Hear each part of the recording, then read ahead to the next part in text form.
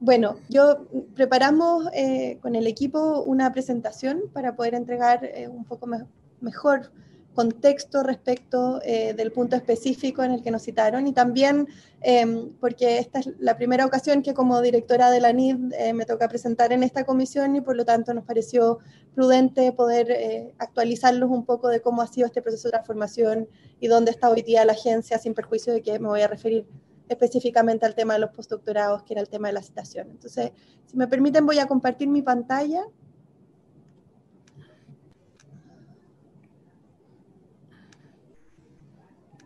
Ahí, espero que se vea. Sí. Entonces, estructuramos esta presentación en tres partes, una pequeña para hablar de la organización y prioridades de la agencia, que permiten también dar contexto respecto a lo que ocurre con los postdoc extranjeros hoy día, algunas láminas muy breves respecto de las medidas por contingencia y luego el específico de los fondos y en particular de lo que está ocurriendo hoy día con los postdoctorados extranjeros.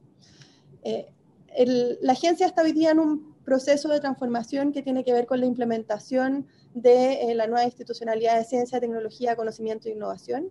Esta nueva institucionalidad transforma a la agencia desde CONICIT a esta Agencia Nacional de Investigación y Desarrollo como el ente encargado de implementar la política de ciencia, tecnología, conocimiento e innovación que se dicte desde el Ministerio de Ciencia. Esto supone un cambio no solo de nombre, sino que de funciones bastante sustantivo entre lo que era CONICIT y lo que hoy día es la agencia, separando estas dos funciones, una de diseño de política, de la implementación entre el ministerio y su agencia ejecutora, que es lo que estamos hoy día en proceso de implementar. Este cambio supuso una reorganización interna de CONICIT que funcionaba con 22 departamentos paralelos, con 19 consejos que funcionaban de manera paralela, que cumplían este rol de diseño de la política y de ejecución en conjunto, a una estructura mucho más liviana en su forma, pero que permite focalizar el trabajo en la gestión y en la implementación, y para eso pasamos de estas 22 distintos programas y unidades a 5 subdirecciones hoy día funcionales, que son la de proyectos de investigación, de centros de capital humano, de redes de estrategia y conocimiento y de investigación aplicada, que hoy día reúnen los distintos instrumentos que administraba CONICIT, y cada una de ellas cuenta hoy día con un comité técnico asesor que apoya en el proceso de adjudicación de los concursos a la dirección ejecutiva. Esta estructura no es antojadiza, sino que responde a una conceptualización del trabajo que tiene que hacer una agencia de investigación y desarrollo, nosotros y cualquier agencia en el resto del mundo, que tiene que ver con la formación de capital humano, la investigación individual, la investigación asociativa y la investigación aplicada, donde hay ciertos elementos que son transversales a la estructura, como son la internacionalización, la inserción, la difusión del conocimiento, las regiones, la información científica, y que por lo tanto tienen que estar presentes ya no como iniciativas individuales, sino que de manera transversal en todos los distintos instrumentos y acciones con los que nosotros trabajamos. En términos de internacionalización, y que creemos que es relevante para esta conversación, esto es hoy día una prioridad de la agencia, es una prioridad también del Ministerio de Ciencia, y es una prioridad que hoy día se manifiesta en al menos 6 convocatorias que tienen que ver con internacionalización, pero con una situación muy compleja, que es que a raíz de la pandemia y con el cierre de las fronteras hubo ciertos llamados que tuvimos que suspender, como por ejemplo la modalidad de estadías cortas, que nos permitía traer a investigadores de afuera al país por un plazo corto de tiempo. Y hoy día sabemos que más del 90% de los concursos que tienen que ver con movilidad, de los proyectos que hoy día se están implementando, están o suspendidos o han requerido de ampliaciones de tiempo superiores a los 6 meses. Están con una dificultad de ejecución muy grande. Entonces, si bien es una prioridad y va a seguir siendo, hoy día tenemos un problema importante de ejecución de los proyectos vinculados con movilidad y con internacionalización, principalmente por el cierre de fronteras y por toda la situación de pandemia que se está viviendo en el mundo. Esta transformación no ha sido solo estructural, sino que además hemos enfocado nuestro trabajo en 4 pilares. El primero tiene que ver con las personas y el clima laboral. La ANID comenzó en un proceso de crisis institucional con un paro de CONICIT que era muy importante resolver y fortalecer a los equipos. con un proceso de transformación digital que se ha visto acelerado durante la pandemia y que nos ha permitido obtener algunos buenos resultados en términos de gestión hoy día, con un proceso de transición que llamamos armónico, que lo que buscó es que a pesar de los cambios fundamentales y estructurales que estaba viviendo la se pudiera asegurar continuidad de nuestros concursos y una cierta predecibilidad para nuestros usuarios de cómo iba a estar funcionando la agencia. Y por último, un ejercicio de planificación y de priorización estratégica lo más participativa posible, que se ha hecho con los equipos de la agencia, pero también en un diálogo permanente y constante, no solo con nuestros comités técnicos asesores, sino que con la comunidad completa. Hoy día tenemos una mesa de trabajo permanente con los vicerrectores de investigación de todas las universidades públicas y privadas. Estamos trabajando con los directores de centro, hemos tenido instancias de conversación muy interesantes con las sociedades científicas, con la RECH, con los grupos de estudio, con las asociaciones de becarios, y en un afán de abrir esto a la comunidad completa, se realizó hace un par de meses atrás una primera consulta pública que lo que busca es precisamente acercar a la ciudadanía completa a aportar en el diseño de esta institucionalidad. Todas estas instancias son instancias que complementan la información y los puntos de vista que nos entregan nuestros comités técnicos, siempre en el ámbito de la implementación de la política y no del diseño de la política, que es lo que nos compete a nosotros como institución. Refiriéndonos precisamente a la contingencia, en contingencia tuvimos que rápidamente tomar medidas para asegurar la seguridad de nuestros colaboradores, de nuestros usuarios y la continuidad operacional. Hoy día el 97% del equipo está trabajando en remoto y gracias a la digitalización de una serie de procesos logramos entregar continuidad operacional. Además de eso, profundizamos las instancias de diálogo con todos nuestros usuarios para catastrar los proyectos, para evaluar las distintas medidas que se fueron tomando, para informar respecto de cuáles son las alternativas que tienen hoy día a la mano los distintos proyectos que están pasando por dificultades y para ir calibrando también los plazos y las exigencias en los distintos procesos de concurso que hoy día existen. Como resultado de eso, hemos extendido los plazos de postulación de prácticamente todos nuestros concursos, hemos implementado medidas especiales de extensión de proyectos en Fondesit, hemos flexibilizado requisitos legales en todos aquellos espacios donde se ha podido para que los trámites puedan hacerse sin que sea presencial. Hasta diciembre del año pasado, esta era una agencia que funcionaba completamente en papel, hoy día llevamos 6 meses completamente digitalizados.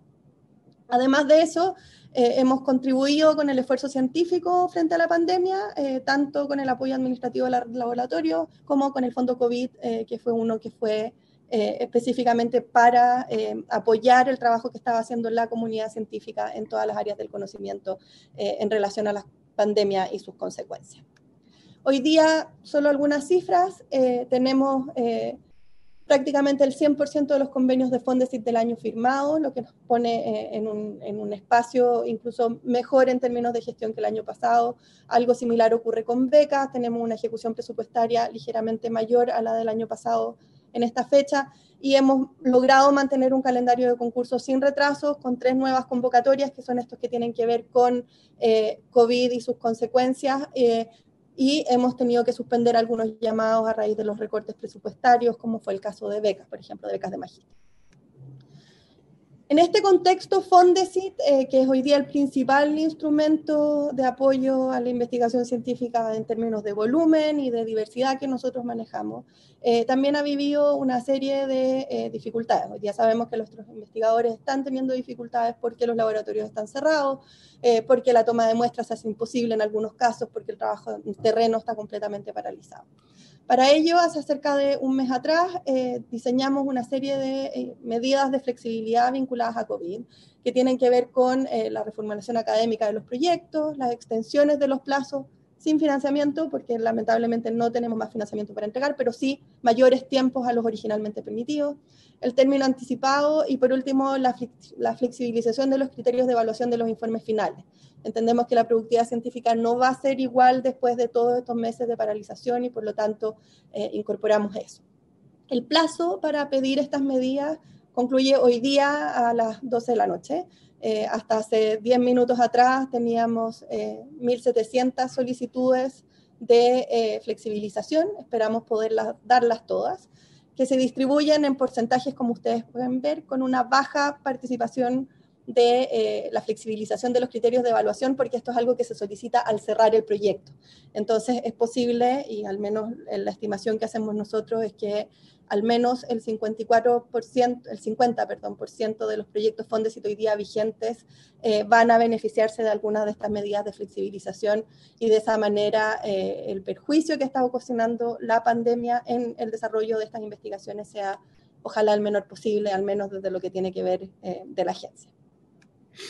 En ese contexto apareció el concurso de Fondesit Postdoc, que es el que motivó esta conversación, que en términos de estadística, en el último llamado se adjudicaron 110 postdoctorantes extranjeros que provienen de 30 países distintos. ¿Por qué damos este dato? Porque no es irrelevante para efectos de la administración de estas personas, sobre todo en un contexto donde las fronteras están cerradas, el otorgamiento de visas es más lento y en algunos casos incluso está suspendido.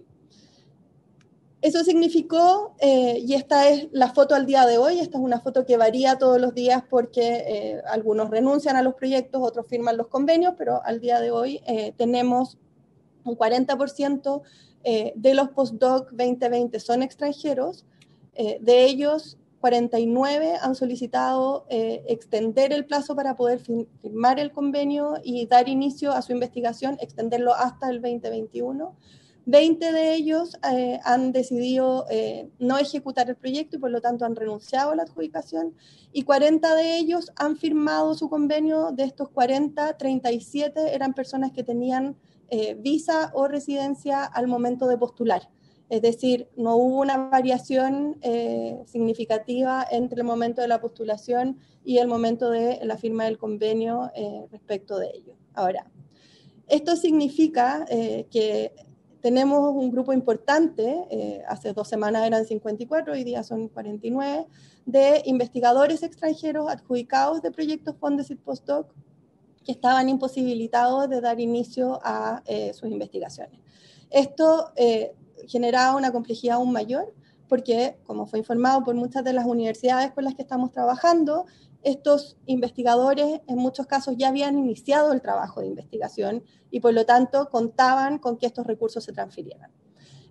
Trabajamos de la mano con las universidades en una serie de alternativas para poder resolver esto, entendiendo que la legislación vigente, las bases concursales y las facultades que hoy día tiene la agencia exigen que estas personas tengan ruta al momento de firmar el convenio para que nosotros les podamos transferir los recursos. Dentro de las medidas que evaluamos estuvo la de simplemente dar por perdidos los proyectos y traspasar los recursos a un fondo de iniciación. Tuvimos una serie de conversaciones con Invest Chile para poder agilizar el proceso de visa y el ingreso de científicos. Sin embargo, la variedad de países de procedencia hacían que esto se transformara en una tarea titánica que realmente no podíamos dar seguridad ni certeza respecto de los tiempos y de la seguridad de esas personas. Evaluamos adjudicar los recursos no ejecutados en la lista de espera para favorecer a los nacionales y no a los otros. No podíamos porque generaba discriminación. Incluso a sugerencia de las universidades evaluamos la posibilidad de traspasar los recursos a las instituciones patrocinantes en lugar de los adjudicatarios de los proyectos, pero eso legalmente no se puede hacer. No lo permitía la estructura jurídica sobre la que se construyó el concurso al momento que se elaboraron las bases, que fue, por supuesto, antes de la pandemia. Frente a esto, se tomó una medida que resolvió la situación, o que esperamos resuelva la situación de estos postdoc que ya estaban con sus procesos de investigación y con los proyectos adjudicados. En una medida completamente excepcional, se amplió el plazo de las firmas de convenio hasta el 30 de mayo del 2021 y con esto se postergó el inicio de estas investigaciones hasta el próximo año. Ahora, esta medida, en su excepcionalidad, tiene problemas significativos. Lo primero es que entrega una solución parcial, no resuelve el problema de todos, principalmente porque nosotros no tenemos facultades para pagar retroactivamente, es decir, aquellos investigadores que iniciaron su investigación y van a firmar en 2021, no vamos a poder pagarles los recursos invertidos durante este año, sino que solo a partir del 2021 en adelante. Lo segundo es que impacta la administración del presupuesto 2021 porque posterga la ejecución más allá del año presupuestario 2020 y por lo tanto supone una gimnasia presupuestaria dentro de la agencia que, si bien es difícil de hacer, dado la situación excepcionalísima de estos postdoctorantes, es algo que pudimos lograr. Y por último, no resuelve al 100% la incertidumbre sobre el inicio de los proyectos. Hay que entender que el postdoc no es solo el postdoc, sino que también es el investigador principal, que es su patrocinante, que depende de estas personas para desarrollar su investigación y como parte de su equipo, y por lo tanto la incertidumbre que genera dentro del equipo de investigación es algo que no se resuelve con esta medida. En base a eso, y entendiendo que las dificultades migratorias es posible que se extiendan hasta incluso el 2022, así lo han señalado distintas personas del mundo científico, y los estudios hablan, yo diría que incontestablemente, de una situación de un primer semestre 2021 con dificultades de movimiento entre los países. En base a eso, y tratando de mitigar al máximo el impacto negativo que esto tenía, se tomó una decisión completamente excepcional, justificada en la emergencia sanitaria y que esperamos implementar solo en este llamado de postdoc, de solicitar la residencia al momento de la postulación y no al momento de la adjudicación de los proyectos. Esto responde a el trabajo que se hizo durante los últimos meses de encontrar soluciones respecto de estos postdocs que se encontraban afectados. Como les decía, es una medida excepcional y es una medida que nos costó mucho tomar porque entendemos y compartimos, creo, con todos los presentes, la importancia de los postdocs extranjeros en el desarrollo de nuestro sistema científico. Sin embargo, las consecuencias de la pandemia y la situación que hoy día vive el mundo es algo que nos deja con pocas alternativas para poder resolver. Ahora, junto con eso, el trabajo no termina ahí. Hoy día, en el mismo diálogo que tenemos con las universidades, estamos explorando mejoras al instrumento. Estamos, y es parte de las discusiones que hemos tenido, evaluando la posibilidad de que la contratación de los postdocs se haga por las universidades en llamados posteriores, y eso permitiría eventualmente flexibilidades distintas que las que tenemos nosotros como organismo público. Además de eso, tenemos un trabajo colaborativo con el Ministerio de Relaciones Exteriores. Esto es un trabajo que se inició durante el 2019, destinado a acelerar el proceso de obtención de visas por los extranjeros que vienen a Chile. Lo hemos utilizado en el caso de los becarios y de los fondecistas en el 2019, pero queremos seguir profundizando. Hace algunos años atrás a mí me tocó trabajar en la iniciativa de las visas TEC, que eran visas específicas para gente que venía a trabajar de la industria tecnológica. ¿Por qué no considerarlo una alternativa respecto a investigadores extranjeros? Son cosas que queremos explorar para poder evitar que esta situación se repita en el tiempo. Esa es mi última lámina. Quiero concluir con una última reflexión. La restricción que se puso en las bases de postdoc de este año no es una que a nosotros necesariamente nos guste. Responde 100% a temas de gestión y prácticos de una agencia que tiene que funcionar no solo respecto a los postdoc extranjeros, sino que de todos los demás instrumentos y de la comunidad completa, y que esperamos no solo no tener que repetir el próximo año, sino que estamos comprometidos en trabajar en encontrar soluciones que sean de carácter más permanente y que en caso de que algo como esto vuelva a ocurrir, la agencia tenga las herramientas para poder abordar situaciones complejas como esta de mejor manera. Así que esa es mi última lámina. Les doy las gracias por el tiempo y por la escucha. Voy a dejar de compartir mi pantalla. Ahí está. Muchas gracias. Bueno, muchas gracias, Aysén. Se ofrece la palabra. No sé si Cecilia, usted...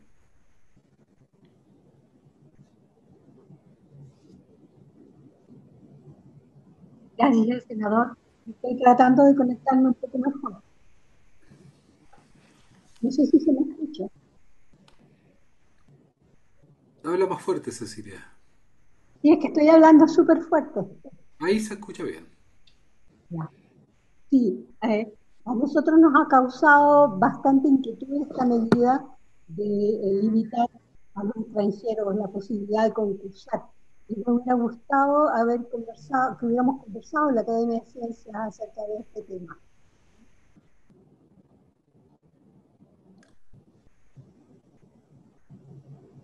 Presidente, ¿Quién? Leopoldo Soto, ¿puedo hacer un...? Leopoldo, sí, por favor. Ya. Muchas gracias, presidente, por darme la palabra. Gracias, Aysén, por tu intervención. Lo primero que nosotros conversamos esto en la directiva de la Sociedad Chilena de Física. Yo trabajo en la Comisión Chilena de Energía Nuclear. Hemos tenido la oportunidad ya, Aysén, de participar de algunas reuniones.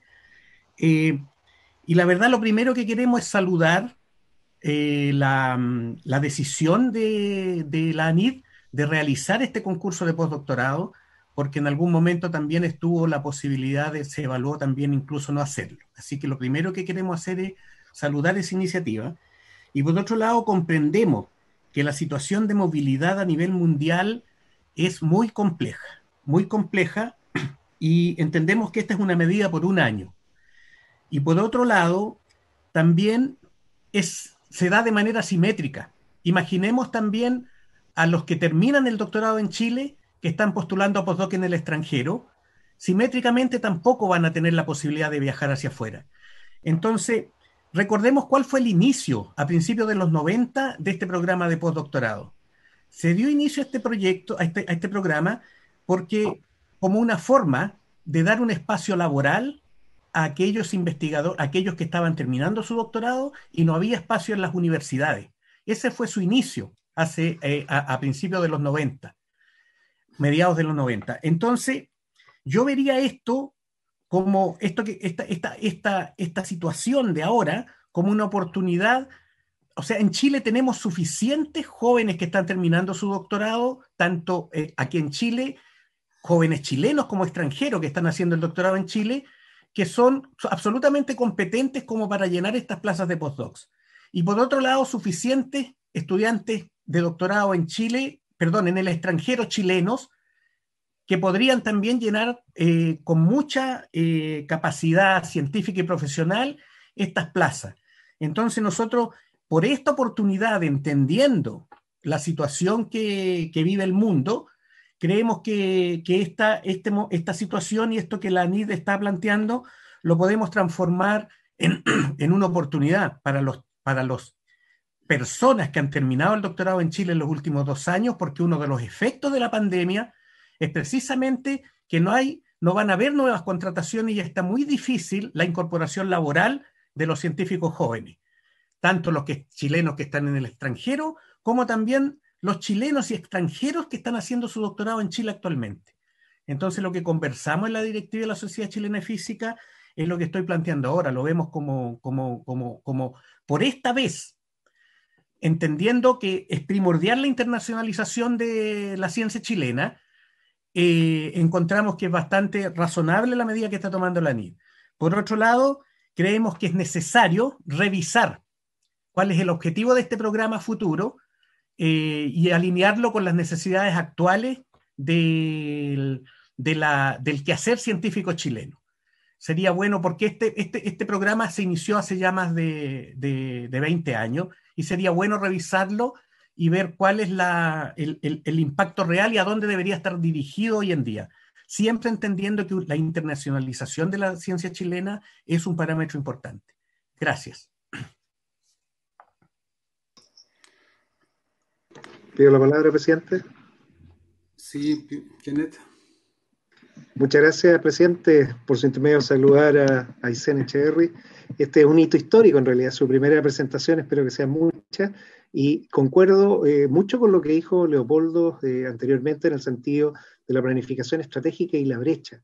Necesitamos definir hacia dónde tenemos que poner nuestros esfuerzos, de tal manera de ver qué capital humano necesitamos formar y también retener. Y la retención es muy importante, porque queremos obviamente que ese conocimiento pueda residir en el país. Siempre uno puede mantener las redes con las personas que se alejan y estar un poco más afuera, pero el encadenamiento productivo que produce el conocimiento, y especialmente en los territorios, es fundamental. Y aquí viene la primera pregunta, que es la posibilidad de disponer de información tal como existe para las especialidades médicas, de saber quiénes están certificados o acreditados, de qué talentos disponemos las regiones. Porque en las regiones los talentos están uniformemente distribuidos en todo Chile. Tenemos que saber estimularlos a edad temprana, fomentarlos y después también apoyarlos para que puedan lograr esto. pero donde se produce la pobreza en las regiones cuando esos talentos se van y se quedan, por ejemplo, en Santiago, por ponerlo muy fácil y muy sencillo. Tenemos que buscar entonces la forma desde las regiones para poder ver este programa, estimularlo. Yo me quedo siempre con los últimos dos nombres del nuevo ministerio, de conocimiento e innovación. Y yo espero que podamos tener estrategias de conocimiento e innovación. Invertir en el conocimiento a temprana, la brecha de género de mujeres en tecnología, en todo lo que es STEM, por ejemplo, que es gigantesco, y también la retención en las regiones para desarrollar ecosistemas robustos. Y ahí viene básicamente la pregunta es cómo se considera la planificación estratégica de definir cuáles son estas áreas de interés, cómo las áreas de interés pueden además asociarse a las condiciones naturales de cada región. El norte, lo sabemos, energía solar, el cobre, la electromovilidad, las baterías, el litio, todo lo que sean esos temas que van más o menos juntos. Sería como lógico que ahí esté, y eso está previsto en el Instituto de Energías Limpias. Pero poder definirle ciertos caracteres a cada una de las regiones. Y eso nos ayudaría al desafío que tenemos ahora de pasar de las macrozonas a tener finalmente, porque así va a ocurrir, igual como ocurrió en el Ministerio de Energía, a seremías de cada región, que es el próximo paso. Pero en ese paso darlo ya bastante más focalizado. O sea, cuál es el plan que podríamos ejecutar y cuánto es el tiempo que ustedes tienen previsto para lograr eso, de tal manera que a través de los gobiernos regionales podamos tomar esto y también contribuir, porque esta es una tarea bastante grande que tenemos que estar todos contribuyendo. Eso sería. Muchas gracias, presidente. Yo no sé si María Elena o algún representante de las universidades quisiera agregar algo. ¿Podría pedir la palabra? Gracias, senador. Yo podría. Perfecto. Pedro. Ya, muchas gracias, senador. Muchas gracias por haber organizado esta reunión y también a la directora de la NIT por esta presentación, que yo creo que resume muy bien el panorama. Efectivamente, a nosotros como comunidad nos dolió mucho esta restricción. Lo habíamos hecho saber y entendemos también que hay una tensión inherente para el funcionamiento de la agencia. Y eso fue justamente lo que se conversó en esa oportunidad y que se retoma ahora. Sabemos todos la importancia que tiene la internacionalización para entrecruzar, poder acceder a talento. Yo creo que es un proceso vital que lo revela, por otro lado, la crisis actual, ¿no es cierto? Estamos claros que efectivamente a través de la puesta en común de saberes nosotros podemos resolver estos problemas que son complejos. Y por un lado también es muy, muy importante, nos permite también internacionalizarnos en casa, que es un concepto muy importante, es cómo poder brindarle también a las comunidades internas la posibilidad de poder acceder a este conocimiento, a lo mejor sin tener que necesariamente desplazarse fuera del país para poder tener este tipo de experiencias de internacionalización, que yo personalmente creo que es una forma de democratizar esas oportunidades y poder contribuir al progreso de nuestro proceso educativo. Dicho esto, quería comentar 3 puntos. Uno es que es muy importante también tener en cuenta que los proyectos, cuando un postdoc postula este concurso, es un proyecto que lleva preparándose meses. O sea, no es un proyecto realmente que se lleva preparando, son conversaciones de largo aliento, de relación de confianza, de preparación. Todo el mundo sabe más o menos en qué fecha se va a abrir, que va a estar abierto por una ventana de tiempo de aproximadamente un mes y por lo tanto la preparación de este tipo de proyectos sinceramente se prepara con mucha antelación. Entonces yo creo que eso es importante tenerlo en mente porque más encima gracias a todos estos esfuerzos que hizo la NIT de poder en el fondo de alguna forma absorber las dificultades de este momento, yo creo que eso alentaron también para que uno pudiera tener la esperanza de que se iba a mantener este concurso en las condiciones tradicionales, y por lo tanto creo que es importante tener eso en mente, o sea, un cambio de estas características a pocas semanas, días de la apertura del concurso realmente nos desequilibró fuertemente las instituciones. Ahora yo creo que efectivamente, como lo abordaba la directora, yo creo que esto es una oportunidad para abordar el problema de fondo, porque efectivamente el estamento postdoctoral carece de una institucionalidad adecuada, está teñido de alguna forma por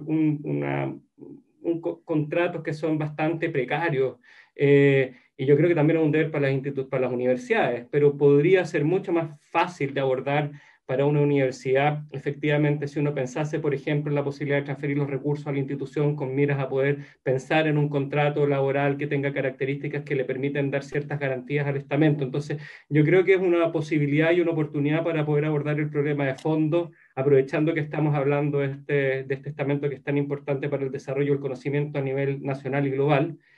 Y dado, yo creo personalmente que se podrían haber abordado la situación con algunas medidas de flexibilidad.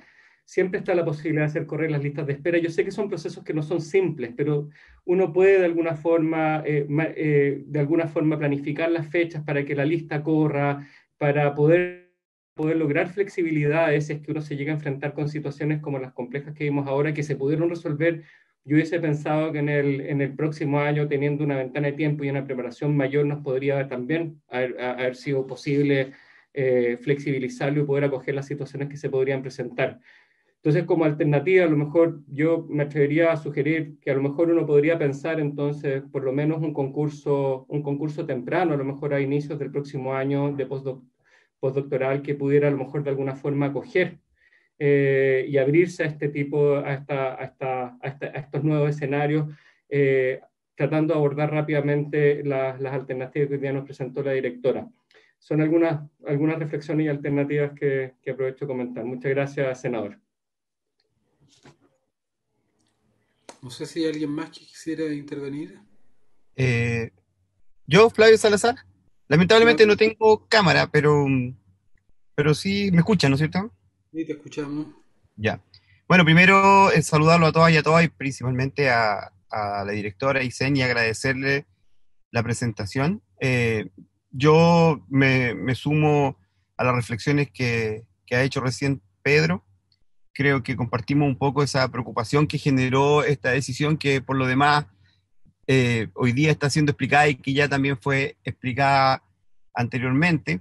Y no hay soluciones fáciles, uno lo entiende así, pero también es importante entender los impactos que genera en la investigación las decisiones que tomamos. O sea, en el fondo compartimos que la situación es muy compleja, es muy difícil, pero la necesidad de mantener un diálogo permanente con las universidades y con los investigadores que están asociados a esas universidades, sumamente importante, porque realmente la medida, dada lo que decía Pedro, las dificultades que se generan en poder reclutar capital humano, ¿no es cierto?, avanzado, internacional, de primer nivel, es muy difícil. Entonces la decepción que se produce en la comunidad científica al no poder postular por base genera reacciones. Entonces, nosotros estamos disponibles para seguir trabajando. Yo creo que el Pedro lo resumió muy bien. Yo no voy a alargar mucho, sino que solamente sumarme a lo que él ha dicho. Nosotros estamos disponibles para poder ver en el futuro cómo mejorar la institucionalidad de los postdoctorados y en conjunto con la NIT trabajar por alternativas que permitan y fomenten el intercambio internacional. Ahí también quiero hacer un comentario respecto a las capacidades que nosotros tenemos. Sí, es verdad que en Chile yo también defiendo mucho las posibilidades de que nuestros investigadores postdoctorales nacionales puedan acceder a recursos, etcétera, pero me parece que eso no es para nada contradictorio con la necesidad real que tenemos de mantener una vinculación internacional, porque eso implica que la ciencia chilena se inserta en los temas globales, que es la única forma, creo yo, de responder con ciencia de calidad. Así que agradezco nuevamente la presentación y quería hacer solamente ese comentario. Bueno, mira, yo lo que propongo que tratemos de tener, a partir de esta experiencia que no ha sido buena, tener soluciones permanentes, porque yo creo que uno de los grandes déficits que tiene Chile es este. La formación de postdoctorado está en nuestros mayores déficits, en un país que tiene un número crítico de ciencia pequeño tanto en financiamiento como en científicos y científicas. Entonces, yo creo que no podemos dispararnos a los pies, justamente cuando estamos entrando en una nueva era donde más vamos a requerir de este tipo de recursos y más vamos a requerir de la cooperación y la colaboración internacional.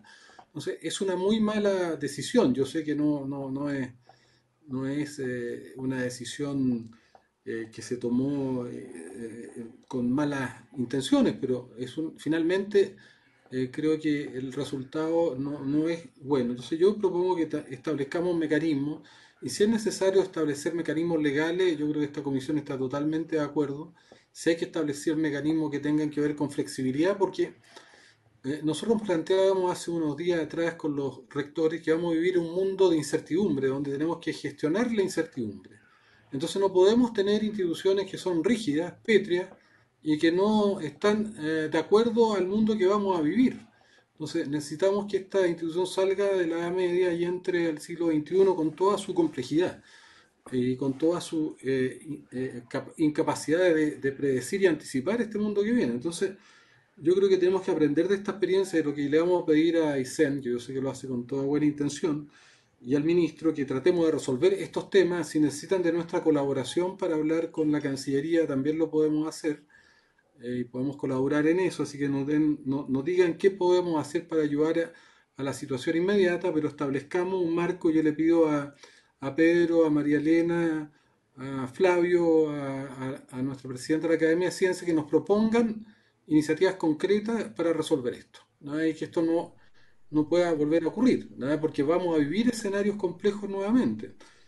Puede que no haya vacuna en buen rato más, puede que hayan otras pandemias, y sobre todo también lo que decía Kenneth, de empezar a vincular el desarrollo de los postdoctorados un poco con los desafíos que tiene Chile en el siglo XXI y sus oportunidades, ¿no? Entonces, yo creo que hay áreas que son estratégicas para el futuro. Además, es estratégica la posibilidad y la necesidad de desarrollar vacunas, es estratégica el desarrollo de inteligencia artificial, es estratégico el hidrógeno, es estratégico para Chile aspectos que son importantes en distintos campos que no podemos dejar de lado y tenemos que aprender. Entonces, yo propongo eso, y que podamos tener una propuesta a ustedes para la próxima reunión, ¿les parece? Un borrador de ideas que nos permitan avanzar en lo inmediato para ver cómo colaboramos y con los otros ministerios y con Cancillería, por ejemplo, y en forma más permanente. Si les Senador, parece, sí, Aysén. si me permite hacer un comentario que creo que va en la misma dirección. Nosotros desde la NID iniciamos un trabajo en conjunto con las universidades en 4 áreas para trabajar en distintos temas de brecha. Uno que tiene que ver con la participación de regiones en la ciencia, otro de género, otro de disciplinas, y uno específico en temas de precarización laboral en la ciencia, que es a lo que se refería Pedro, que fue un trabajo que iniciamos en octubre del año pasado y que tuvimos que poner en pausa.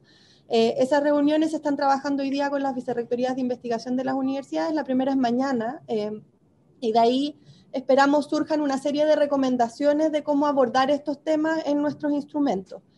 La lógica es que ese trabajo se socialice con un montón de otros actores, no solo las universidades, sino que el Ministerio, la Academia de Ciencias, en fin, lo más representativo de la comunidad, y nosotros completamente disponibles para poder hacer llegar el resultado de ese trabajo a esta comisión también, porque es posible que algunas de esas modificaciones no dependan exclusivamente de las bases, sino que también de temas regulatorios, y puede ser un muy buen insumo para las medidas que usted propone, senador.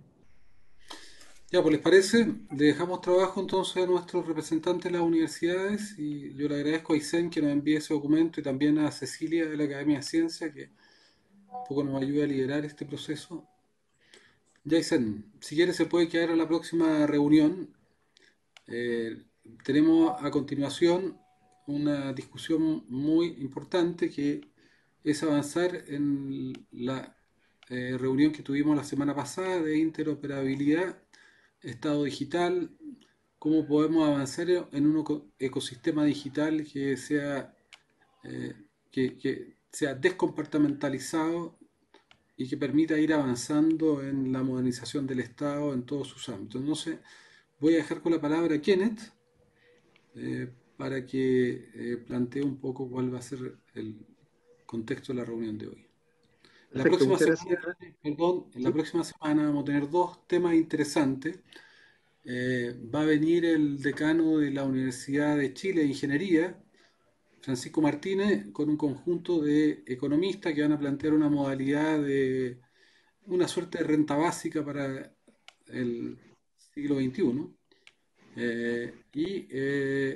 vamos a tener también una reunión con expertos, y ahí le voy a pedir a David si nos acompaña y a los que tengan interés, para vamos a constituir un equipo que un poco trabaje sobre los impactos que va a tener la tecnología, tanto inteligencia artificial, robótica como plataforma, sobre la institución del trabajo, porque nos parece clave que tengamos una capacidad de simular un poco el escenario que significa el proceso aceleradísimo que va a haber de modificación en la institución del trabajo y las consecuencias en todos los ámbitos, ¿no? Consecuencias en el modelo de desarrollo, consecuencias en las instituciones de seguridad social, etcétera, etcétera. Entonces, los dejo invitados porque eso va a ser el próximo lunes. Ya, Kenneth, le doy la palabra y usted conduzca ahora la reunión. Muy bien, muchas gracias, presidente. Esto nace efectivamente de una presentación que se hace a esta comisión con un desafío de Estado. El desafío de Estado es la interoperabilidad en todos sus niveles, partiendo por el nivel más básico, la interoperabilidad técnica, está la semántica, está la operacional, pero también y está la que para nosotros es relevante, que es la legal o la jurídica. Y todo esto tiene que estar conectado. Es por eso que en una exposición al Instituto Milenio Fundamento de los Datos, nació esta idea de convocar a los académicos que tuvieron una experiencia real en una visita que hicieron el año pasado a Nueva Zelanda. De tal manera que ellos se organizaran, la que tomó el control es la señora María Paz Hermosilla, directora de GovLab de la Escuela de Gobierno de la Universidad Adolfo Ibáñez, a quien voy a presentar a continuación, para que presente el equipo. Este equipo nos va a comentar de la necesidad de una infraestructura integrada de datos en Chile, la experiencia neozelandesa y el aprendizaje que se puede obtener para el país. Dejo entonces con la palabra a María Paz Hermosilla para que nos pueda presentar al equipo el contexto en que se realizó esta visita a Nueva Zelanda y la forma en que ellos van a exponer, pues se han dividido el tiempo para así hacerlo. Adelante, María Paz. Muchas gracias, senador. Gracias a todos los integrantes por la invitación. Efectivamente, me acompaña hoy día Juan Pablo Luna, que representa en esta ocasión a la Escuela de Gobierno de la Católica y al Instituto Milenio Fundamento de los Datos. También me acompaña David Bravo, que es director del Centro de Encuestas de la Católica y quien no pudo estar hoy día, pero sí se juntó más temprano con nosotros para armar la presentación, pero tenía otro compromiso, es Dante Contreras, que es subdirector del COES. Todas estas instituciones estamos juntas asociadas en un consorcio de universidades por una infraestructura integrada de datos. Esto es una iniciativa que partió el año pasado, por octubre, que se materializó luego en una visita que hicimos a Nueva Zelanda, y bueno, y en un trabajo que esperamos, sabemos que va a ser largo, y esperamos contar con el apoyo de muchos de los colegas que también están acá. Así que quería compartirles una presentación. Lo que vamos a hacer es que yo voy a exponer en el tiempo que nos dieron y luego vamos a contestar preguntas entre los tres. Perfecto, muy bien. ¿Se ve? Sí, se ve infraestructura integrada de datos en Chile. Sí, perfecto. Bueno, ya nos presenté, así que avanzamos.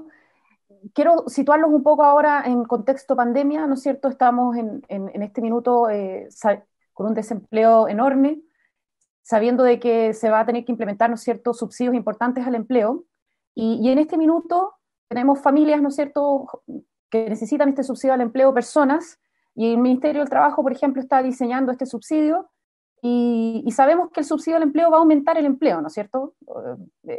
Eso lo podemos dilucidar, pero también nos podemos imaginar que va a tener otros efectos positivos en estas personas que reciban ese subsidio. O sea, el gobierno permanentemente está diseñando programas de subsidio que conoce los efectos directos porque puede, por ejemplo, el Ministerio del Trabajo medir eso, pero por otro lado no tiene el acceso a los datos de, por ejemplo, el Ministerio de Vivienda para ver si esas personas, qué pasa con situación vivienda, qué pasa con la educación de esas personas, si los niños pudieron seguir en el colegio, qué pasó con la salud, qué pasó con los ingresos.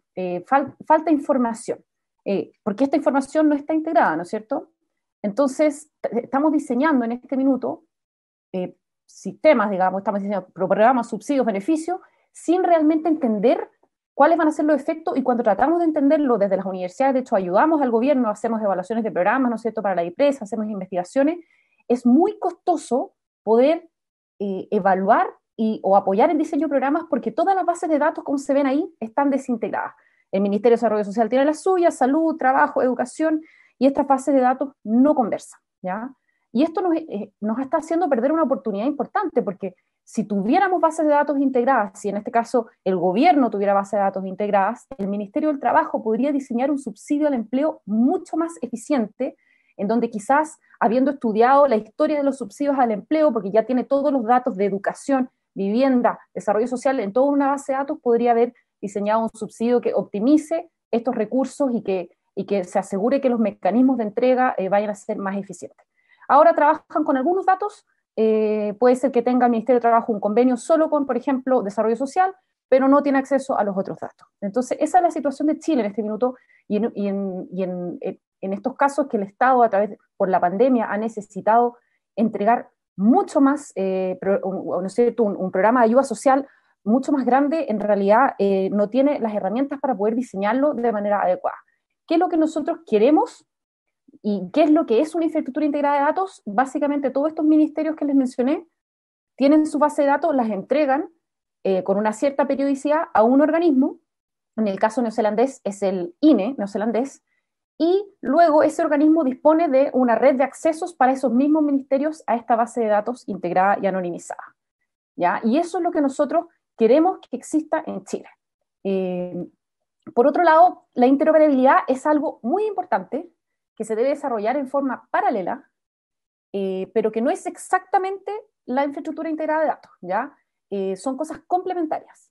La interoperabilidad permite a cada ministerio, por ejemplo, si yo voy a postular al Ministerio de Desarrollo Social, la interoperabilidad me permite que chequeen si ya tengo una vivienda o si me gradué del colegio. Y para eso, ¿no es cierto?, existen conexiones de datos entre el Ministerio de Desarrollo Social y Educación. O saber si gano menos de $1.000.000, chequean al Servicio de Impuesto Interno, entonces me pueden otorgar X subsidio. Esa es la interoperabilidad, que es necesaria. Pero la interoperabilidad no asegura que todos los datos estén en un lugar, y lo que les venimos a contar hoy día es de una propuesta que permite hacer eso de manera segura, respetando la privacidad y respetando los derechos humanos, y con muchos beneficios para el Estado. Ahora, esta idea no es nueva, ¿ya? La idea de la infraestructura integrada de datos, el 2017, el CEP, en ese libro que se ve ahí, planteó, y tiene un capítulo de habla de la creación de una plataforma que integre los datos de los ciudadanos, ¿ya? Luego, el 2017, a fines de ese mismo año, el Ministerio de Hacienda, a través de su programa de modernización, también saca una propuesta, en donde en este esquema que ustedes ven acá, se ve aquí que el gobierno comparte datos con la academia, la sociedad civil y las ONG, internamente datos, digamos, cerrados del gobierno, y después también, por supuesto, están los datos abiertos. O sea, estas ideas no son nuestras en su origen, sino que son una anhelada aspiración desde la ciencia y la tecnología en Chile, desde el sector académico y también desde el mismo sector público. También el Consejo Asesor Permanente el año pasado priorizó la estrategia de transformación digital, pero incluyó la estrategia del gobierno basada en datos como una de sus prioridades de modernización del Estado. O sea, somos muchos los actores que estamos alineados, el tema es cómo avanzamos. Entonces nosotros creamos este consorcio porque sentimos que desde las universidades tenemos que estar empujando al sector público y político a avanzar, y creemos que lo tenemos que hacer por el bien de Chile. Así que ya les presenté a los integrantes, y nos fuimos a Nueva Zelanda, fuimos a visitar a todos esos ministerios y universidades, de hecho 7 ministerios y 5 universidades, y fuimos con funcionarios públicos. Nos acompañó 2 personas del Ministerio de Desarrollo Social, del Ministerio de Hacienda, y 4 del Ministerio de Desarrollo Social. También estuvo una representante de la sociedad civil, y fuimos todos a conocer cómo se operativizaba esto. Y la conclusión es que se puede hacer un sistema de infraestructura integrada de datos, es beneficioso, es posible hacerlo, ¿ya? Y se puede hacer respetando la privacidad de los derechos humanos. Yo misma enseño ética de datos, así que en ese sentido siempre soy una crítica a veces en cómo se usan los datos, pero en este caso podemos ver que en Nueva Zelanda esto es factible de hacer, y les voy a explicar cómo hacerlo. Bueno, esta base básicamente está compuesta por 2 grandes bases, una de empresas y otra de personas y hogares, ¿ya? Entonces tú tienes datos de todo tipo, los que les mostré antes y más, ¿no es cierto? Todo tipo de datos de personas, hogares, empresas. De hecho, aquí ya se ve en más detalle, hay datos de justicia, hay datos de salud, de medicamentos, todos los censos, por supuesto, ingreso, beneficio, etc. ¿Ya? Incluso ONGs aportan sus datos a la IDE. ONGs, por ejemplo, que prestan servicios al Estado, ¿no es cierto? Por ejemplo, que prestan servicios a personas en situación de calle. Y todo esto se protege a través de una infraestructura, de un marco operativo, no teórico, un marco operativo de seguridad, con 5 componentes. Personas seguras. Las personas tienen que ser entrenadas, o sea, hay más de 600 investigadores en toda Nueva Zelanda que acceden a la base que administra el INE, pero no son cualquier persona, son las personas de los departamentos de estudios, de los organismos públicos, de las universidades también. Incluso en un par de casos han habido de empresas también, cuando las empresas proponen proyectos que se ajustan a los requisitos que tienen que ser, porque no cualquier proyecto puede ser usado estos datos. Tienen que capacitarse, tienen que ser chequeadas, y hay sanciones, por supuesto, por el mal uso. Te pueden suspender. Entonces se arma un sistema con personas seguras para acceder a estos datos. Los proyectos tienen que ser seguros, tienen que ser de interés público. No se puede acceder a esta base de datos para averiguar cómo voy a vender más yogures en mi negocio. Ya, eso no se puede hacer. Tampoco se puede usar la IDI para gestionar una decisión de una persona específica. Si a María Paz Hermosilla le vamos a dar o no este subsidio, no se puede hacer. Esto es para diseñar políticas para grupos poblacionales o para evaluar políticas que se han implementado en la población, ¿ya? Y además los proyectos deben presentar una evaluación de impacto a la privacidad. O sea, desde el principio se diseñan con privacidad los proyectos. Y por supuesto, entorno seguro. Hay una red de laboratorios de datos, que hay como 36 a estas alturas, están en computadores fríos, no se puede entrar con celular, los computadores no tienen internet, no hay puertos, bueno, como dice ahí, y auditoría periódica. Y todo esto funciona. De hecho, nosotros quisimos conocer un Data Lab y no pudimos. No mostraron la puerta. No pudimos entrar tampoco. Después, datos seguros. Se anonimizan todos los datos y los investigadores solo acceden a los datos que necesitan para su proyecto. Nadie accede a toda la base de datos. Y resultados seguros. Los resultados, digamos, las tablas, los gráficos, los datos que se sacan del sistema, se chequean, ¿ya? Entonces, uno no es que, como investigador, uno obtiene una tabla, uno mismo la revisa de acuerdo a ciertos criterios, y luego Estadísticas Nueva Zelanda también la revisa, ¿ya? Y bueno, ahí hay una red de todos los laboratorios, todos los ministerios tienen laboratorios, muchas de las universidades tienen laboratorios, y entonces se genera una comunidad de investigadores trabajando en estos datos.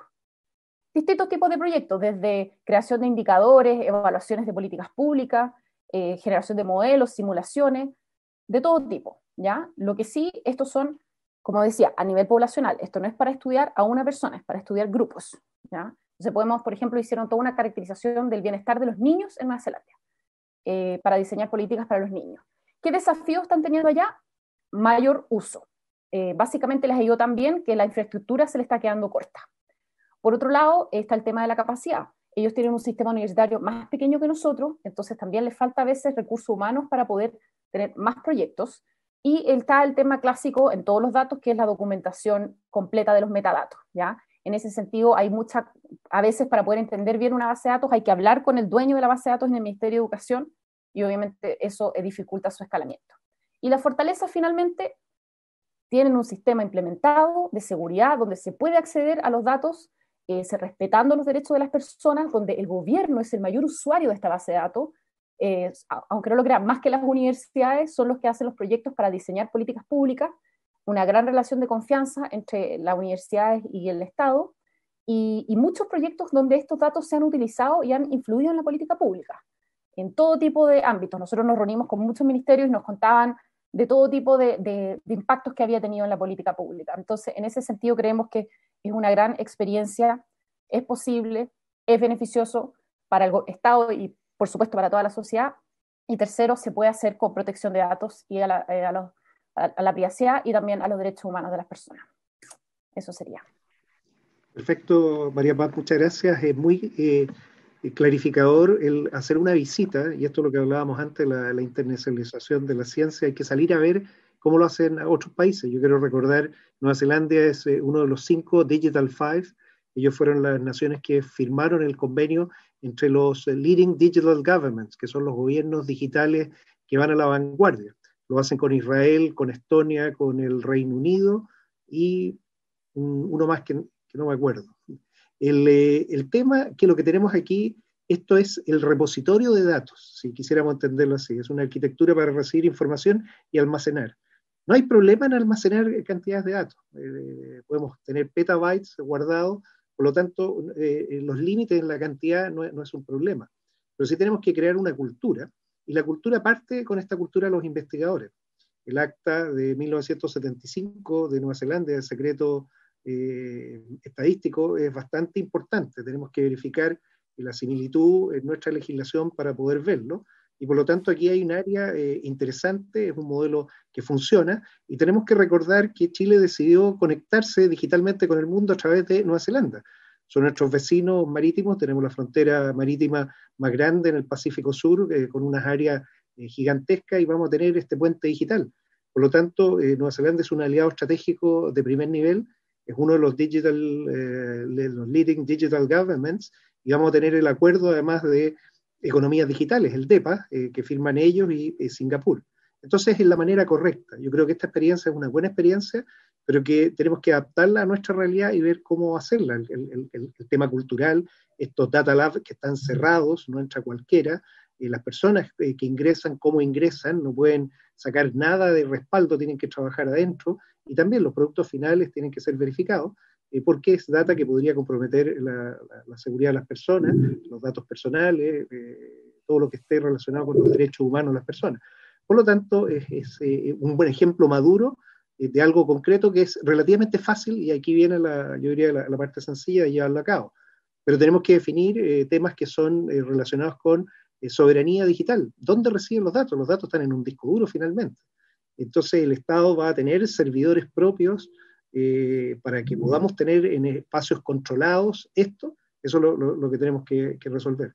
Yo por eso solo quise adelantar esto para dejar ahora la palabra a María Paz para que el resto de los investigadores nos puedan compartir las experiencias, las visiones, lo que ellos ven, las brechas, y después dejar abierto el debate para que todos puedan realizar las preguntas que requieran. María Paz, adelante. Sí, quiero darle la palabra a David o a Juan Pablo, porque como yo ya hablé, a ver que ellos complementen lo que se me olvidó de que acordamos más temprano, si es que se me olvidó algo.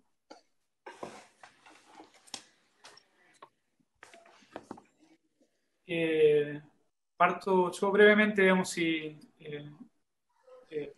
dos o tres cosas, digamos, que me parecen importantes para complementar. Una es que a nosotros nos asombró, por un lado, digamos, el desarrollo del sistema del IDI en Nueva Zelanda, pero también es bien impresionante que esto lo empezaron a montar hace no mucho tiempo, ¿no? Entonces, nosotros vemos esta infraestructura hoy, como decía María Paz, es una infraestructura madura que tiene, digamos, que impacta fuertemente en las políticas públicas de Nueva Zelanda. Fíjense, por ejemplo, en el manejo del COVID, tiene que ver en parte con esto, o sea, no solo con esto, pero tiene que ver con esto, ¿no? O está sustentado también en este tipo en este sistema de información.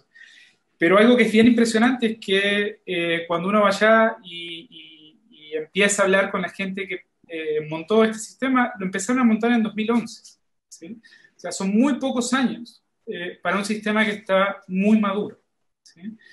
Entonces, nosotros creemos que, dada la crisis que está viviendo Chile hoy, dada la crisis que además tiene el sistema de información y el sistema de datos estatales en Chile, y dado que la brecha es profunda, pero puede ser llenada en relativo corto plazo, estamos ante una ventana de oportunidad país para dar este salto. Y creemos que en ese sentido, todo lo que se puede hacer para apalancar políticamente esta iniciativa es fundamental, porque gran parte de las trabas que uno encuentra cuando habla con distintas contrapartes en el Estado chileno es falta de voluntad política o falta de unificación de esa voluntad política o de coordinación de esa voluntad. Muchos actores en distintos lugares del Estado a los cuales les encantaría tener algo como esto.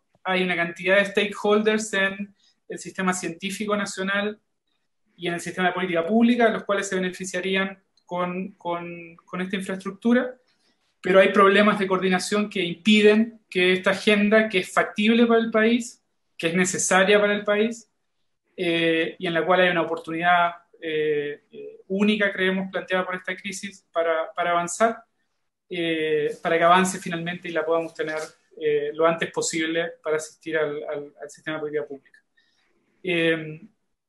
Y en ese sentido nosotros creemos que la comisión del futuro es un interlocutor privilegiado para intentar coordinar esa voluntad política y para intentar mover este proyecto hacia adelante. ¿Sí? Acá modelos técnicos hay, la forma, digamos, de poner a funcionar en términos logísticos y en términos técnicos esta infraestructura es compleja, pero hay modelos y hay prototipos, digamos, que se pueden emular.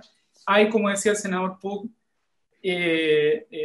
capacidad de cooperar con socios estratégicos del D5 y del Digital Nations hoy. Lo que nos falta es apalancamiento del proceso político y de la voluntad política para poder avanzar con esto. Perfecto. Muchas gracias, Juan Pablo. David, no sé si quieres aportar algo más. Adelante. Sí, muchas gracias por la invitación. Este tema tiene una larga historia en Chile, múltiples esfuerzos desde el mundo académico, fundamentalmente, pero también desde el sector público, todos lamentablemente llegando siempre a un punto donde lo que queda más bien es lo que no se logra avanzar. Y por lo tanto también pensamos que esa es nuestra esperanza en esta exposición en la comisión, porque pensamos que este vínculo que tiene la Comisión del Senado del Futuro con la academia, con el mundo científico, creo que está en la raíz de la solución del problema, tanto por la mirada a largo plazo como por el involucramiento de la ciencia y del grupo científico, y en particular acá queda bastante claro también que esto es crucial para las ciencias sociales, ¿cierto? Para todos los grupos de ciencias sociales que trabajan con datos. De lo que estamos hablando acá también es de un salto, de una modernización en las estadísticas del país. Las estadísticas en Chile han crujido un poco, ¿cierto? En los últimos años, a raíz de distintos problemas. Esta es una forma muy constructiva de salir adelante y dar un gran salto hacia donde tenemos que ir. Esta modernización del sistema estadístico que implicaría la disponibilización de esta información y su vinculación virtuosa con el mundo académico es crucial. Lo que quiero simplemente decir es, por ejemplo, imaginémonos que lo crucial que es esto, ¿cierto? Dentro de las láminas que María Paz mencionaba, se habla de microdatos longitudinales, básicamente información al nivel más desagregado posible en el tiempo.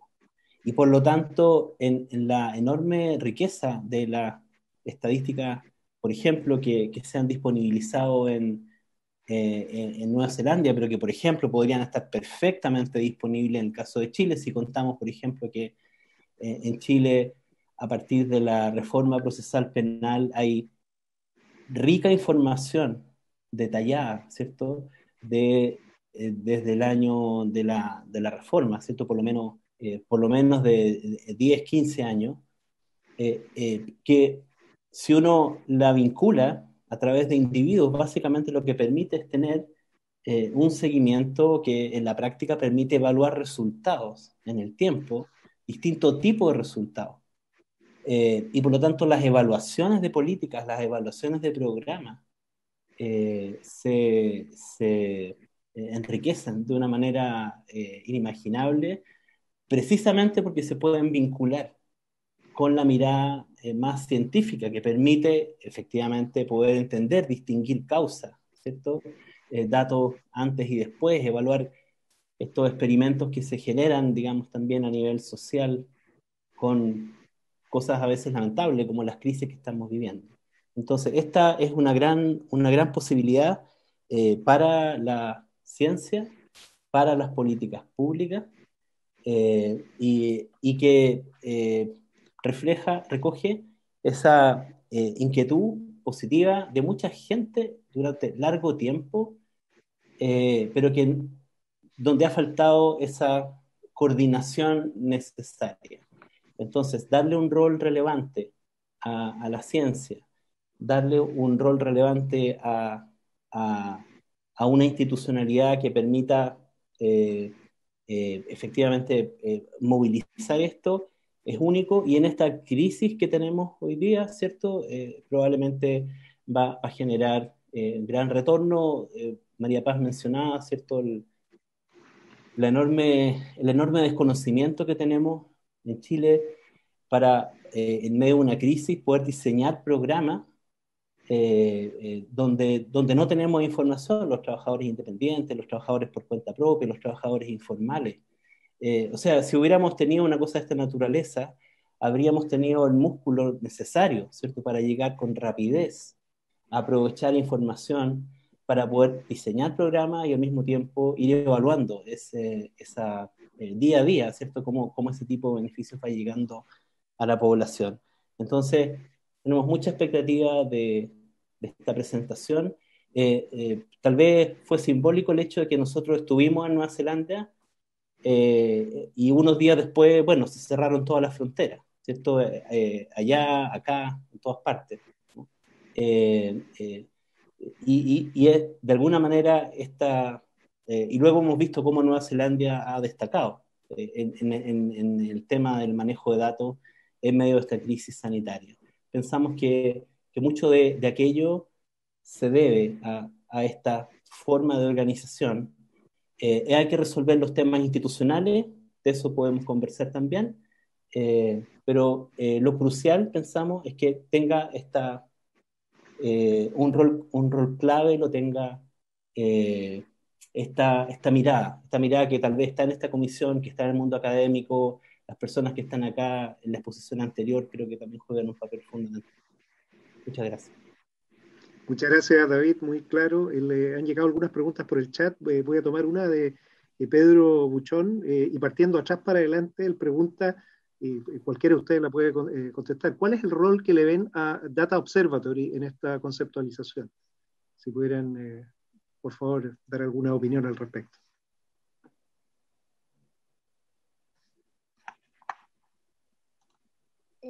No hemos discutido el rol específico del Data Observatory. Nosotros, a ver, fuimos a Nueva Zelanda y un poco el plan a nuestro regreso era ver cómo podíamos, antes de la pandemia, por supuesto, cómo podíamos apoyar a las iniciativas actuales para empezar a avanzar a esto. Obviamente con la pandemia, todos los planes de todos, nosotros y todo el país y el mundo, han quedado en el fondo variados. Entonces, en este minuto, estos 6 meses, ya instalada la pandemia, estamos en un periodo de reflexión nosotros de cuáles son el siguiente paso, cuál es el mejor siguiente paso, cuál sería la mejor institucionalidad.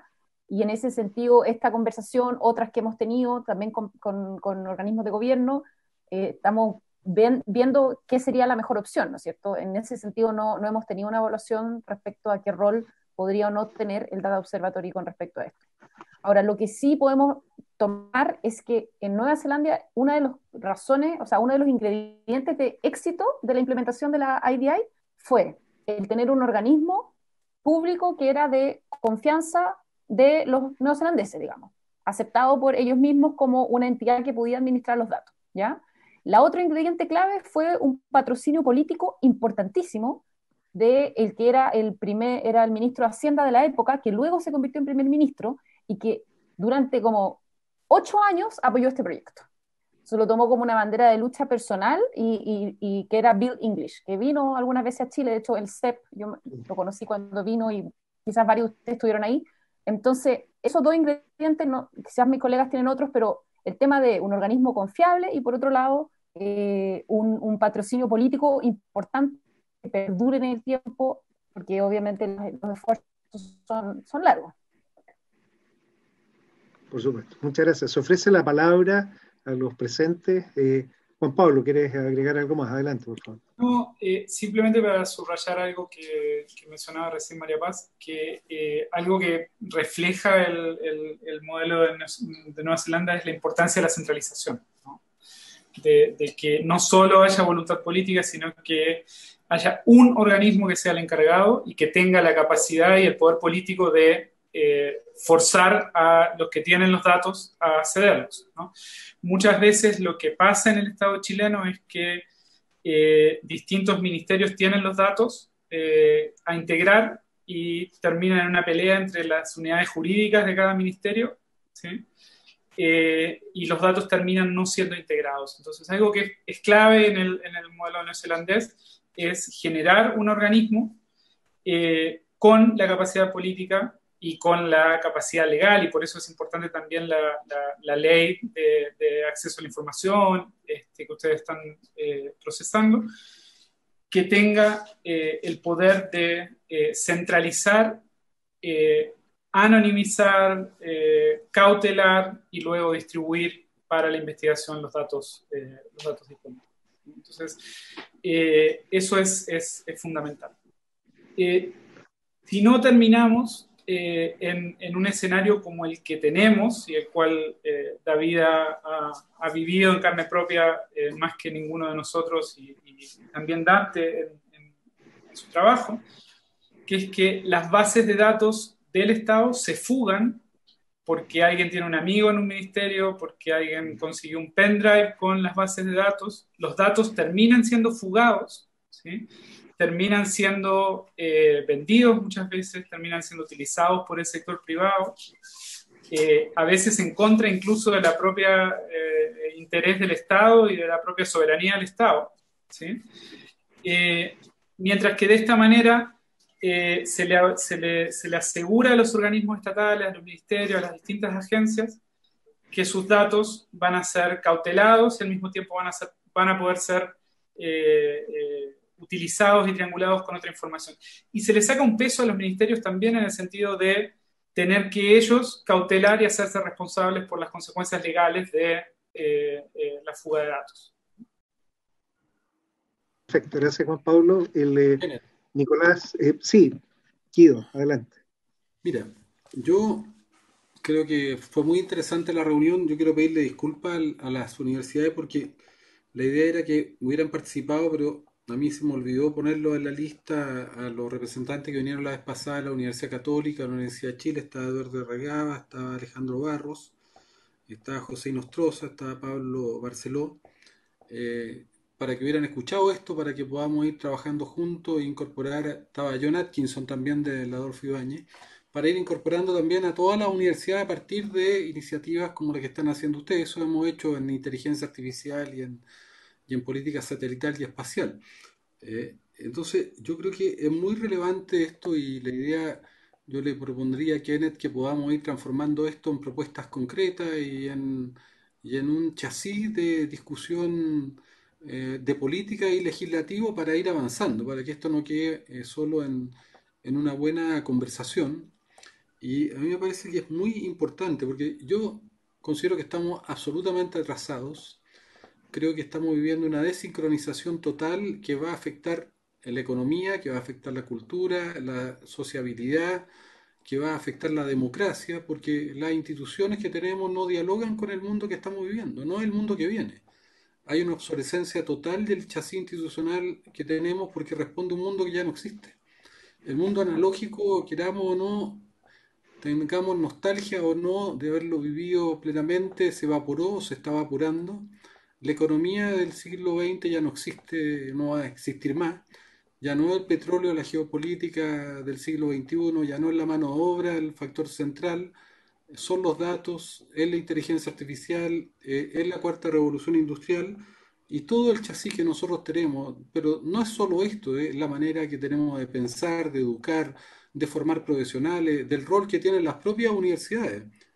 Que conspiran también a mantener retenido el siglo XX y no transportarnos al siglo XXI. Yo creo que nuestro Estado no puede seguir anclado en el pasado.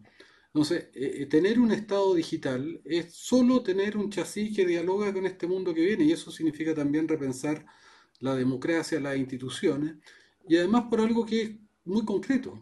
No solamente porque los datos y la inteligencia artificial son el poder absoluto del siglo XXI, poder económico, poder militar, poder en todos los ámbitos, poder social, sino porque la vida nuestra cada vez más va a transcurrir en un nuevo territorio, que es el territorio digital, es un nuevo país que tiene otra frontera, que tiene otros códigos, que no puede quedar totalmente desregulado y donde nosotros no podemos quedar al margen.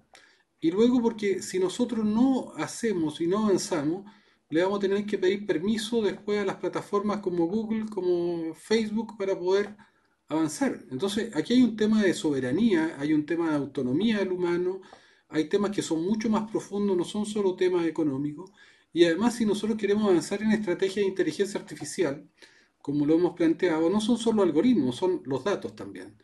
Y por lo tanto, aquí se están jugando muchos partidos a la vez.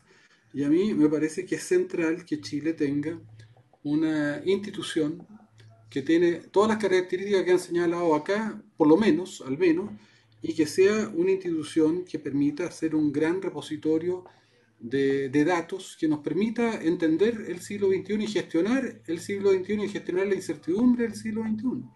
Entonces es fundamental hacer eso, porque si no vamos a tener instituciones que no van a estar a la altura de los desafíos ni para enfrentar una pandemia, ni para enfrentar procesos de salud. Con Juan Velázquez hemos estado pensando y trabajando los temas de salud. Es imposible trabajar hoy día en la balcanización de datos que tiene el sistema de salud, y eso es de verdad es un costo que estamos teniendo y una falta de posibilidad de avanzar en materia de prevención, de políticas estratégicas en salud, que es fundamental.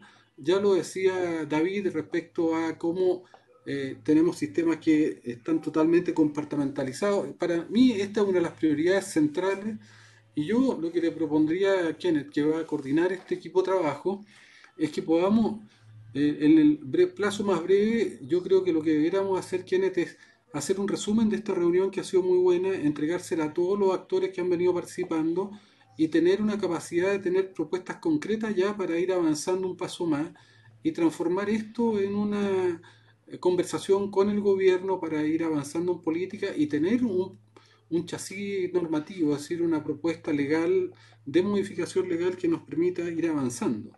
Yo creo que esto es central.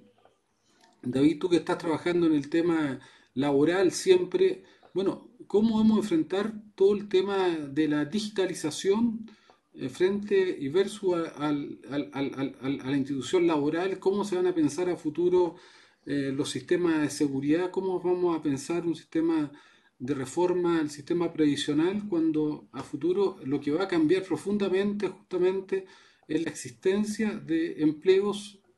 No digo que van a desaparecer todos, pero van a cambiar, pero también la institución del trabajo cada vez más con trabajadores asalariados. O sea, yo creo que la era digital nos pone desafío en todos los campos y nos disrupta en todos los campos, y creo que el peor error que podemos hacer es quedarnos rezagados, porque si no, no vamos a habitar el siglo XXI. Y la gente que no tenga acceso a Internet va a quedar fuera del mundo, así es muy grave. Van a estar fuera de este mundo nuevo que es el ciberespacio, y además que el mundo que está en disputa. ¿Sí?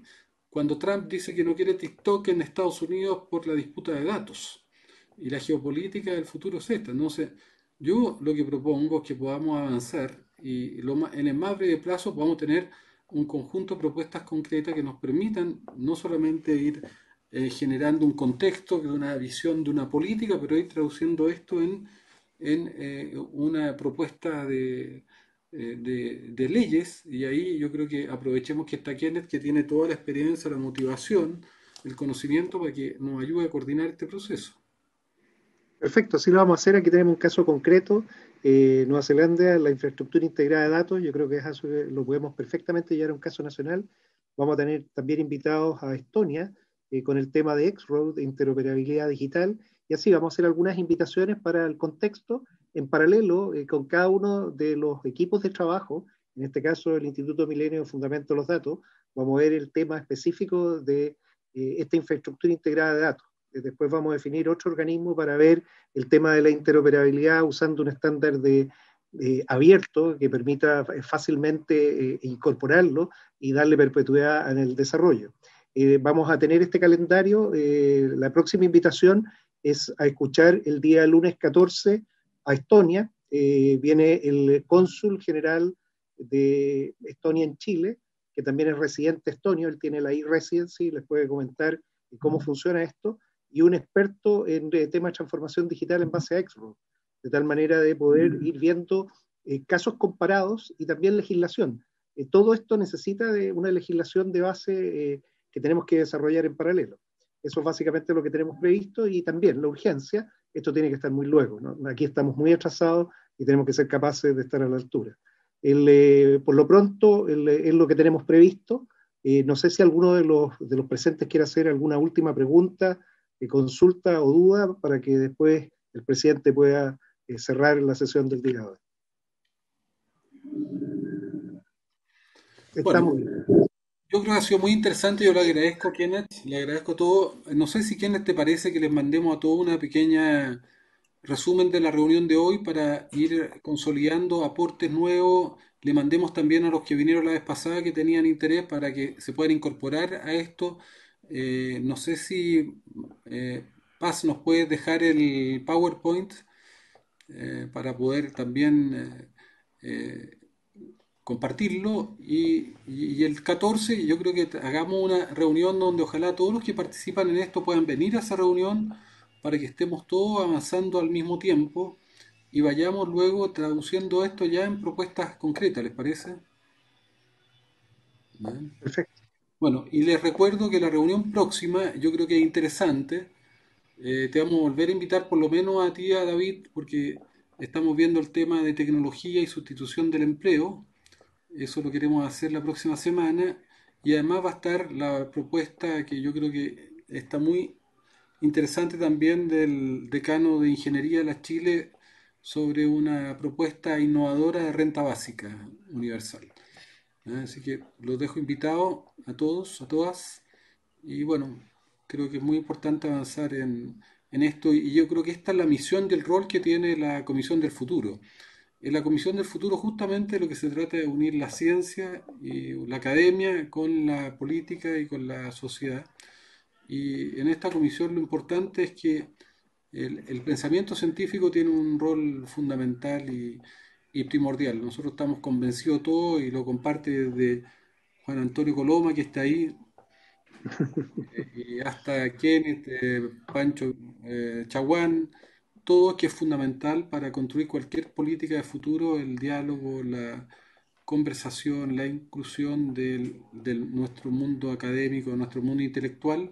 Y creo que también el mundo intelectual tiene que entrar en la política, y el mundo político ir entrando en el mundo académico y científico. Así que yo le agradezco. Está preocupado Juan Antonio por las declaraciones de ayer de Longueira. Bueno, pero buenas declaraciones, Antonio, tienes que leerlas. No me cambie de tema, no me cambie de tema, presidente. A temas de alto vuelo, no entre el área chica. No sé, estaba comentando nomás. Oye, ¿les parece algún comentario final? Bueno, nos reunimos entonces la próxima semana, y el 14 está la invitación de Kenneth, y también están todas y todos invitados.